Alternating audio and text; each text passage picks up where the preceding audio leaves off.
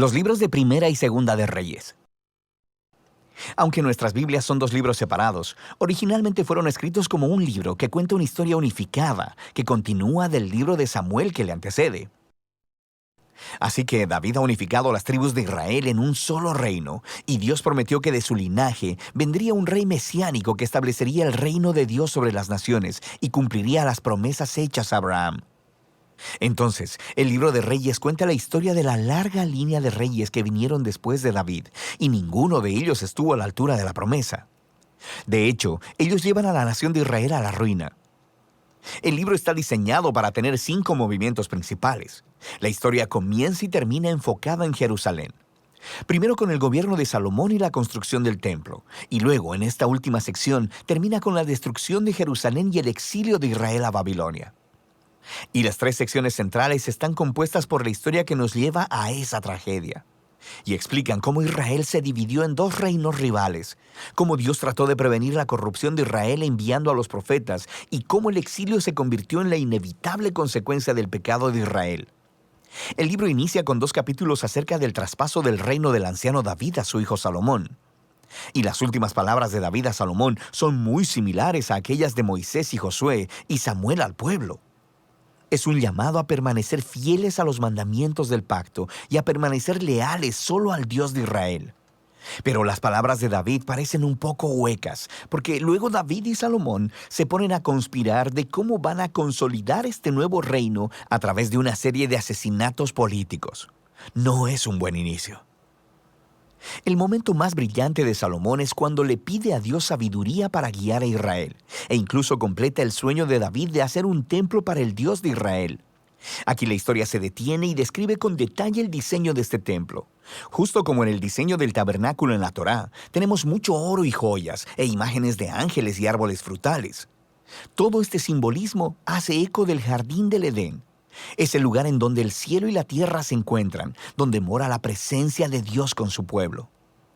Pero en cuanto Salomón termina el templo, toma una horrible decisión y el reino se desmorona.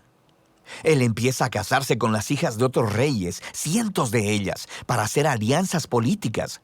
Y luego, él adopta a los dioses de esas mujeres e introduce su adoración en Israel. Luego, Salomón acumula enormes cantidades de riquezas y organiza un ejército gigante. Incluso instituye el trabajo de esclavos para todos sus proyectos de construcción. Si miras en la Torá y revisas las reglas para los reyes de Israel en Deuteronomio 17, verás que Salomón está rompiendo cada una de ellas. Así que para el tiempo de su muerte, Salomón se parece más a Faraón, el rey de Egipto, que a su propio padre. La siguiente sección inicia con el hijo de Salomón, Roboam, actuando justo como su padre. Es una historia muy triste de ambición y hambre de poder. Él trata de subir los impuestos para el trabajo de los esclavos, y bajo el liderazgo de Jeroboam, las tribus del norte rechazan esto, se rebelan y se separan para formar su propio reino rival. Y ahora en la historia tienes al reino del sur, Judá, centrado en Jerusalén con reyes del linaje de David. Y ahora también este nuevo reino del norte llamado Israel, cuya capital eventualmente será Samaria. Además, Jeroboam construye 2 templos para competir con el templo de Salomón en el sur. Pone en cada uno un becerro de oro para representar al Dios de Israel. La conexión con Éxodo 32 y el becerro de oro es bastante explícita. A partir de este punto, la historia va de un lado para otro, de norte a sur, trazando el destino de ambos reinos. Cada reino tuvo alrededor de 20 reyes consecutivos, y conforme se nos presenta cada rey, el autor evalúa su reinado según algunos criterios. ¿Adoraban solo al Dios de Israel o promovían la adoración a otros dioses? ¿Lidiaron con la idolatría entre el pueblo y permanecieron fieles al pacto como David o se volvieron corruptos e injustos? Y de acuerdo a estos criterios, el autor no encuentra reyes buenos en el reino del norte. 0 de 20. Y luego, en el reino del sur, Judá, solo 8 de 20 obtienen una calificación positiva, lo que se conecta con otro gran propósito del libro, que es introducir el rol de los profetas, figuras clave en la historia de Israel. En la Biblia, los profetas no eran adivinos, sino que hablaban en nombre del Dios de Israel y desempeñaban el rol de guardianes del pacto, lo cual significa que condenaban la idolatría y la injusticia tanto de los reyes como del pueblo. Ellos le recordaban constantemente a Israel de su llamado de ser luz a las naciones, de que debían obedecer los mandamientos de la Torá. Así que los profetas retaban a Israel a que se arrepientan y que confíen en su Dios. En estas secciones centrales, para cada rey, Dios levanta profetas para pedirles cuentas. Los profetas más prominentes son los del norte. Elías y su discípulo Eliseo están justo ahí en el centro del libro. Elías era un profeta rústico, viviendo en el desierto, y su archienemigo era el rey del norte, Acab, y su esposa cananea Jezabel. Juntos habían instituido en Israel la adoración al dios cananeo, Baal. Así que en una famosa historia, Elías retó a 450 profetas de Baal a una contienda para ver cuál dios era el real. Así que ambos construyeron altares y oraron a sus dioses, pero solo el Dios de Israel respondió con fuego. Después de esto, Acab utiliza su poder real para asesinar a un agricultor israelita y robar el viñedo de su familia. Y Elías confronta una vez más la injusticia de Acab y anuncia la decadencia de su descendencia. Elías eventualmente pasa el manto de su liderazgo profético a un joven discípulo llamado Eliseo, quien pide 2 veces la autoridad de Elías. Y lo que es fascinante es que el autor, que ha contado 7 obras milagrosas de Elías, luego ofrece historias de 14 actos de poder de Eliseo. Ambos profetas fueron claramente hombres extraordinarios y jugaron el mismo rol: confrontar a los reyes de Israel por la idolatría y la injusticia.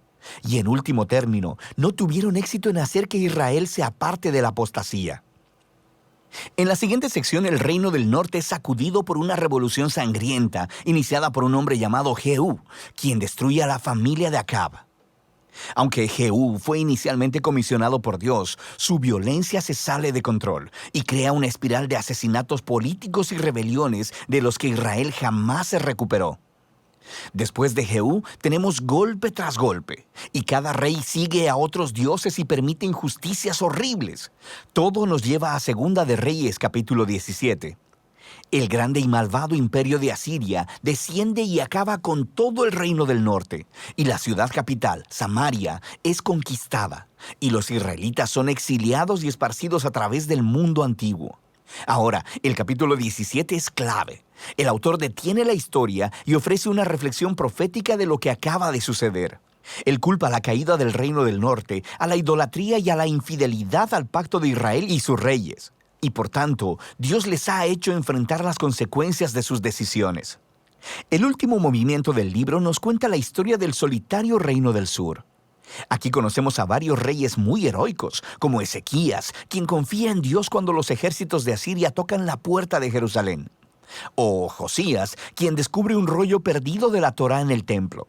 Empieza a leerlo y es confrontado, e instituye reformas religiosas para quitar la idolatría y las influencias cananeas de la tierra. Pero Judá ya está demasiado arruinado. El rey que gobierna entre estos dos, Manasés, es por mucho el peor. Él no solo introduce la adoración de estatuas de ídolos en el templo de Jerusalén, también establece el sacrificio de niños. Así que Dios envía profetas para decirles que el tiempo se ha terminado. Israel ha alcanzado el punto sin retorno. Los últimos capítulos cuentan la historia del imperio babilónico, que viene a invadir Jerusalén, destruir el templo y llevar al pueblo y al linaje de David al exilio. Y así termina la historia, dejando que nos preguntemos: ¿ha terminado Dios con Israel?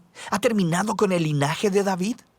Bueno, el párrafo final se proyecta alrededor de unos 40 años en el exilio y narra una historia muy extraña. Se trata de Joaquín, un descendiente de David, quien hubiera sido rey si hubiera estado en Jerusalén.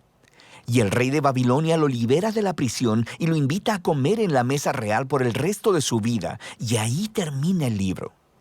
No es mucho, pero es una historia que da un rayo de esperanza en que Dios no ha abandonado al linaje de David. Ahora, la pregunta es: ¿cómo Dios cumplirá sus promesas a Abraham y a David? ¿Cómo bendecirá a las naciones y traerá el reino mesiánico? Y para responder a esas preguntas, debes leer la sabiduría de los libros proféticos. Pero por ahora, ese es el libro de Reyes.